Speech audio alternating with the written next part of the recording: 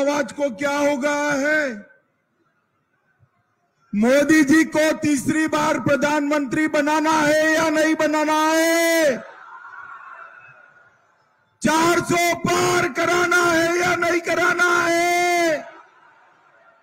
अरे ये रिकेश पांडे को जिताना है या नहीं जिताना है? तो ऐसी आवाज नहीं चलती भैया। दोनों हाथ उठाओ, उठाओ दोनों हाथ, विजय के संकल्प की मुट्ठी भींचो और प्रचंड आवाज से बोलो जय श्री राम, जय जय श्री राम।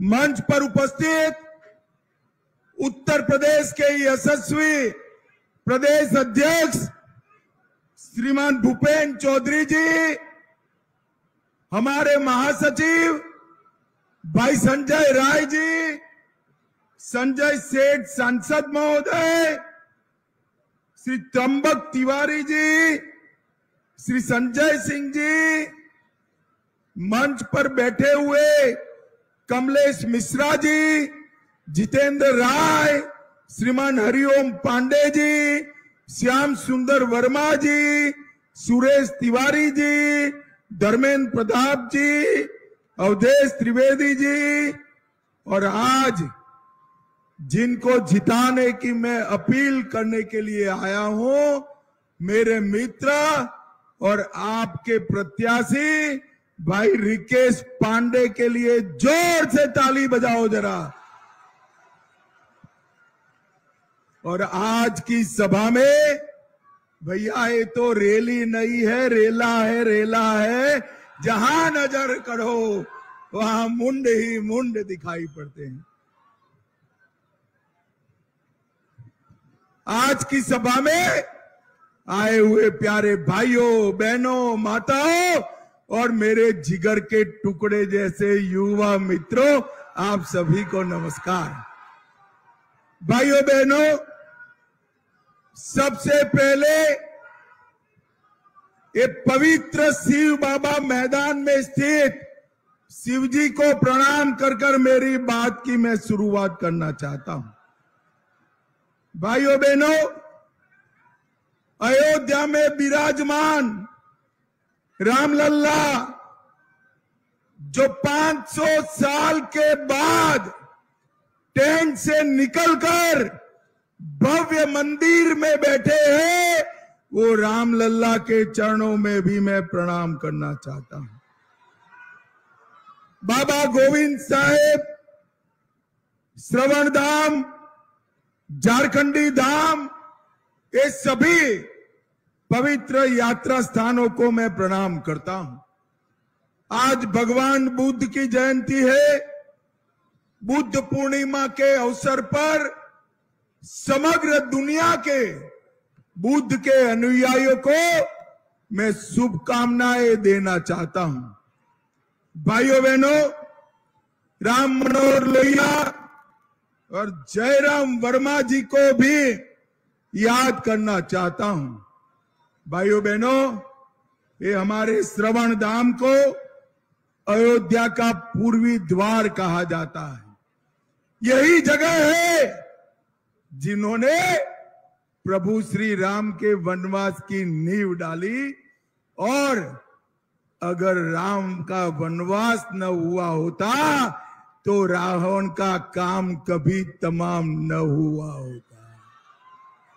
भाइयों बहनों, आज इस पवित्र अवध भूमि पर मैं आया हूं, तब सबसे पहले अंबेडकर नगर वालों को पूछना चाहता हूं, भाइयों बहनों मुझे बताओ, अयोध्या में राम मंदिर कब का बनना चाहिए था या नहीं बनना चाहिए था? 70 साल तक सपा और कांग्रेस पार्टी ने राम मंदिर को रोक कर रखा। और भाइयों बहनों, ये सपा वाले जो है ना, सपा वाले राम भक्तों पर गोली चलाए। पूरे अवध प्रांत में राम भक्तों पर गोलियां चली, सैकड़ों लोग मारे गए, सीधा फायरिंग किया गया। और दूसरी ओर नरेंद्र मोदी, जिन्होंने 5 ही साल में केस भी जीता, भूमि पूजन भी किया और प्राण प्रतिष्ठा कर कर जय श्री राम। अरे अंबेडकर नगर वालों, ये चुनाव राम भक्तों पर गोली चलाने वालों का और राम का मंदिर बनाने वालों के बीच का चुनाव है। मुझे बताओ, आप राम भक्तों के साथ है ना? जोर से बोलो, है ना? तो मोदी जी को वोट देना है तो रिकेश पांडे के नाम के सामने कमल निशान बटन दबाना। भाइयों बहनों, जब राम मंदिर का प्राण प्रतिष्ठा हुआ, अरे हो गया यार, शांति रखो जरा। राम मंदिर का प्राण प्रतिष्ठा हो गया, निमंत्रण गया, सबको तिथि तय हो गई। अखिलेश और राहुल जी को निमंत्रण भेजा, मगर वो नहीं गए। इसलिए नहीं आए कि वो अपनी वोट बैंक से डरते हैं, वोट बैंक से डरते हैं। मुझे बताओ अंबेडकर नगर वालों, आपको मालूम है उनकी वोट बैंक कौन है? नहीं है ना? मैं बता दूं जरा कौन है? उनकी वोट बैंक वो घुसपैठिए है, घुसपैठिए, उससे डर कर वो नहीं गए। मुझे बताओ, जो राम की प्राण प्रतिष्ठा में न गए, उनके साथ अयोध्या वाले, अंबेडकर नगर वाले रह सकते हैं क्या? जोर से बोलो, रह सकते हैं क्या? भाइयों बहनों, इन लोगों ने वोट बैंक के लिए देश को असुरक्षित करने का काम किया है, देश की सुरक्षा को ताक पर रखने का काम किया है। अंबेडकर नगर वालों, मुझे बताओ, ये पाक ऑक्यूपाई कश्मीर हमारा है या नहीं है? अरे ऐसे नहीं बोलते भाई, पीओके तक आवाज जानी चाहिए। जोर से बोलो, पाक ऑक्यूपाई कश्मीर हमारा है या नहीं है?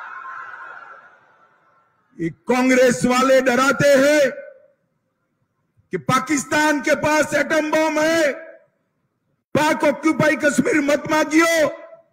अरे राहुल बाबा, हम भाजपा वाले हैं, पाकिस्तान के एटम बम से नहीं डरते हैं, नहीं डरते। मैं आज अंबेडकर नगर में कहकर जाता हूं, पाक ऑक्यूपाई कश्मीर भारत का है, रहेगा और हम उसको लेकर रहेंगे, ये मोदी का गारंटी। भाइयों बहनों, नरेंद्र मोदी जी ने देश को सुरक्षित करने का काम किया।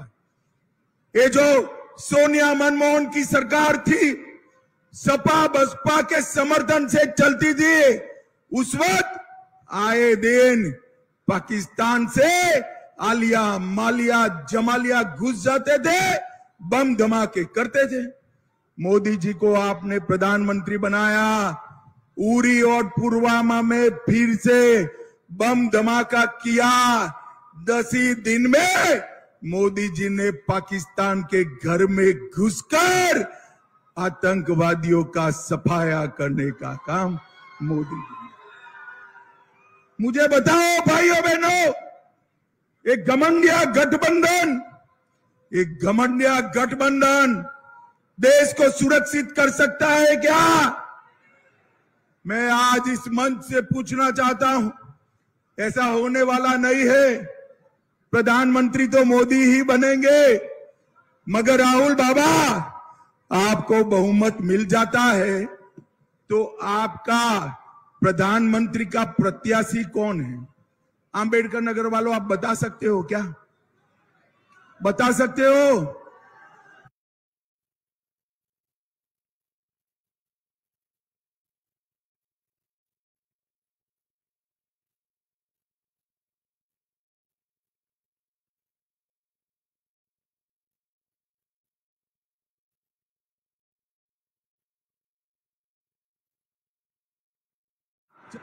चलो भाई, हंसना मत, हाँ, हंसना मनाई है, हंसना मत।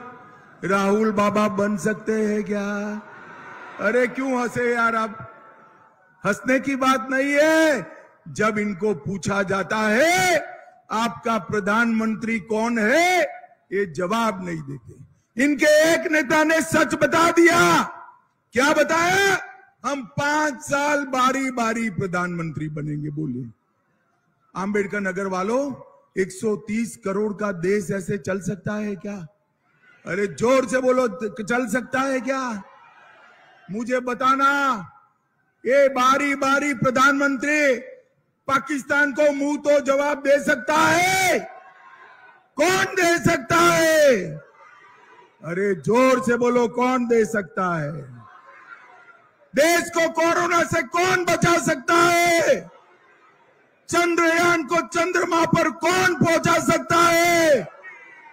आदित्ययान को अवकाश में कौन भेज सकता है? करोड़ों गरीबों के घर में गैस कौन दे सकता है? 80 करोड़ लोगों को अनाज कौन दे सकता है? 30 करोड़ से ज्यादा परिवारों को 5 लाख तक का स्वास्थ्य का खर्चा कौन दे सकता है? 14 करोड़ घर में नल से जल कौन बना सकता है? 12 करोड़ शौचालय कौन दे सकता है? अगर सब मोदी कर सकता है तो प्रधानमंत्री किसको बनाना चाहिए? जोर से बोलो, किसको बनाना चाहिए? भाइयों बहनों, ये भूमि उत्तर प्रदेश की सुहेल देव महाराज की भूमि, जिन्होंने मोहम्मद गजनी के बाद इसके भतीजे सलार मसूद को यही जिंदा गाड़ने का काम किया। वो निसार महादेव महाराज सुहेल देव, हमने यहां उनका कोर्ट था, उसको हथकंबा कहते हैं। मैं आज कहकर जाता हूं, रिकेश को जिता दो, 50 करोड़ रुपया खर्च कर हथकंबा में महाराज सुहेल देव का बड़ा पुतला लगाने का काम हम करेंगे। भाइयों बहनों, ये भूमि निषाद राज की भूमि है। गुराज ने भगवान राम को गंगा पार कराया था और आज उनकी मिलन स्थली पर गुराज का भव्य पुतला बन रहा है और निषाद राज का स्मारक बनाने का काम भी भारतीय जनता पार्टी कर। भाइयों बहनों, ये सपा बसपा कांग्रेस, ये घमंडिया गठबंधन पिछड़ा समाज के, भाई ये शंख बजाना बंद करो। कौन बजाता है? शंख बजाना बंद करो। भाइयों बहनों, ये इंडिया अलायंस पिछड़ा समाज के आरक्षण पर डाका डालने का काम करता है। कर्नाटक में पिछड़ा समाज का 5% का आरक्षण मुसलमानों को दिया। हैदराबाद में 4% आरक्षण मुसलमानों को दिया और कल कलकत्ता में भी 180 मुस्लिम जातियों पर ओबीसी का आरक्षण गलत तरीके से दिया था। कोर्ट ने इसको स्टे लगा दिया। भाइयों बहनों, हमारा संविधान धर्म के आधार पर आरक्षण में नहीं मानता। ये पिछड़ा समाज, अति पिछड़ा समाज जो करोड़ों की संख्या में है, उनका आरक्षण लेकर एक कांग्रेस पार्टी मुस्लिमों को देना चाहती है। मगर मैं कहकर जाता हूं, भाजपा का एक भी सांसद है तब तक एसटी एससी ओबीसी के आरक्षण पर डाका हम नहीं डालने देंगे, नहीं डालने। भाइयों बहनों, मुझे बताओ कि ओबीसी समाज का, पिछड़ा समाज का आरक्षण जस का तस रहना चाहिए या नहीं रहना चाहिए? जोर से बोलो, रहना चाहिए या नहीं रहना चाहिए? ये राहुल बाबा मुसलमानों को देना चाहते हैं, कौन बचा सकता है? अरे जोर से बोलो, कौन बचा सकता है? और जोर से बोलो, कौन बचा सकता है? तो मोदी को प्रधानमंत्री बनाना है तो रिकेश पांडे के कमल निशान पर बटन दबाना। भाइयों बहनों, एक कांग्रेस पार्टी कहती है कि देश के संसाधन पर सबसे पहला हक माइनॉरिटी का है, मुसलमानों का। और नरेंद्र मोदी कहते हैं देश के संसाधन पर सबसे पहला हक दलित, आदिवासी, पिछड़ा समाज और गरीब और महिलाओं का है, गरीब और महिलाओं। भाइयों बहनों, उत्तर प्रदेश में पहले सपा के शासन में गुंडे परेशान करते थे या नहीं करते थे? भाई जोर से बोलो, करते थे या नहीं करते थे? अरे 2017 में आपने भाजपा सरकार बनाई, हमारे योगी महाराज ने गुंडों को उल्टा लटका कर सीधा करने का काम। एक जमाने में उत्तर प्रदेश में कट्टे बनते थे, देसी कट्टे, अब तोप के गोले बनते हैं। जरूरत पड़ी तो यूपी का तोप का गोला पाकिस्तान के फुड़चे फुड़चे उड़ाए। भाइयों बहनों, वाहन चोरी की जगह वाहन बनाने की फैक्ट्रियां लगी है, बुचड़ खानों की जगह गौशाला हुई है, और चेन स्नेचिंग इंडस्ट्री की तरह जगह मेडिकल डिवाइस पार्क बना है।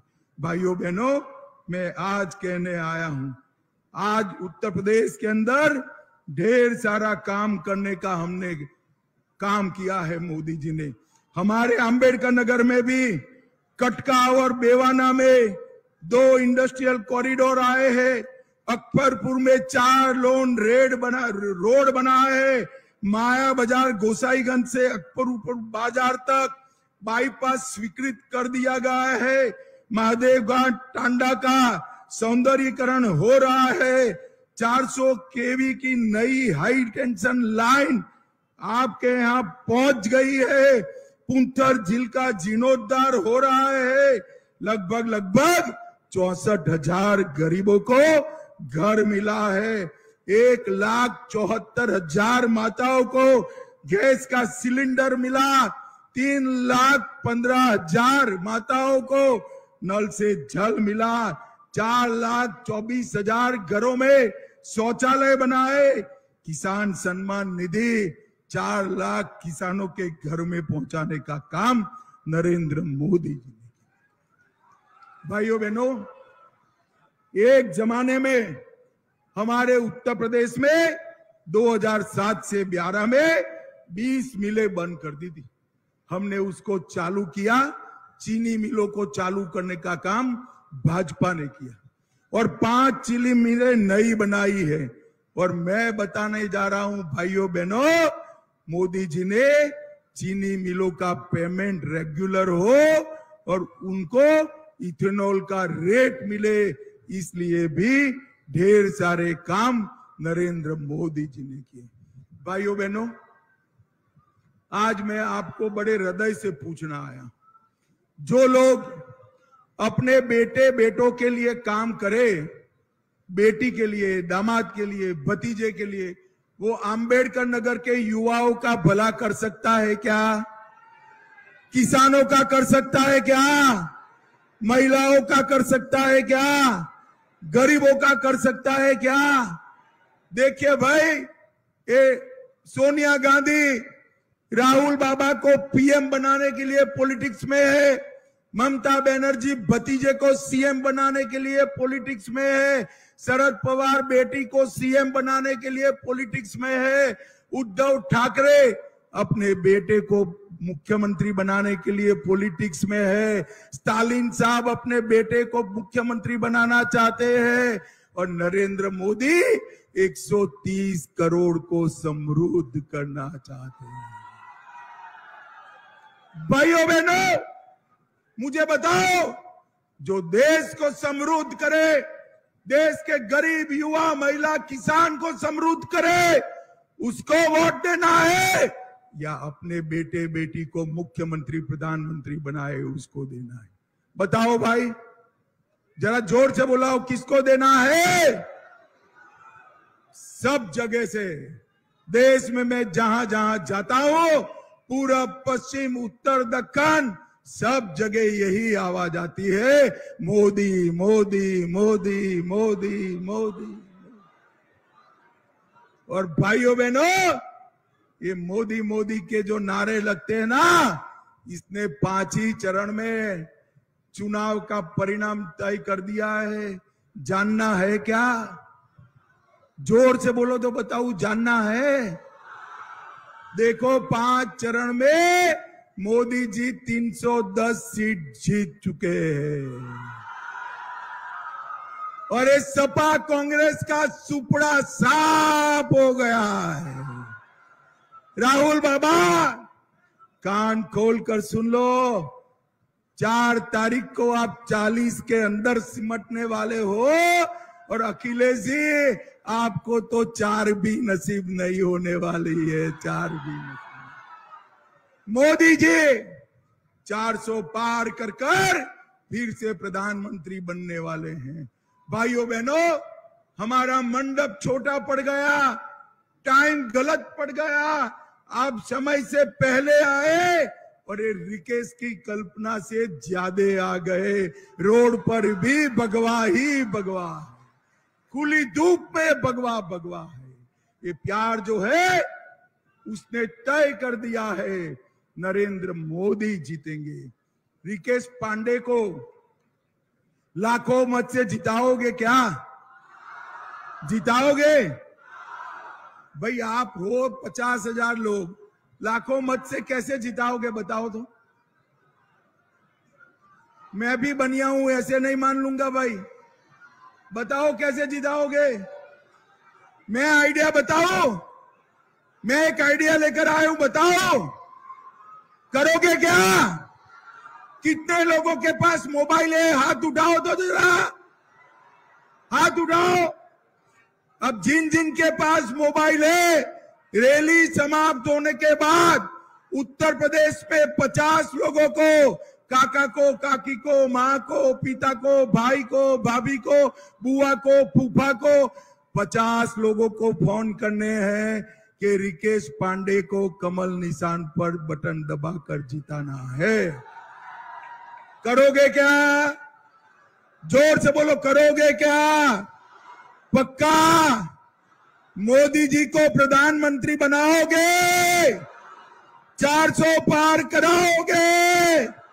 रिकेश को 4 लाख से ज्यादा वोटों से जिताओगे? तो मेरे साथ दोनों हाथ उठाओ, उठाओ दोनों हाथ, विजय के संकल्प की मुट्ठी बींचो और प्रचंड आवाज से बोलो, जय श्री राम, जय जय श्री राम, वंदे वंदे भारत माता की, भारत माता की।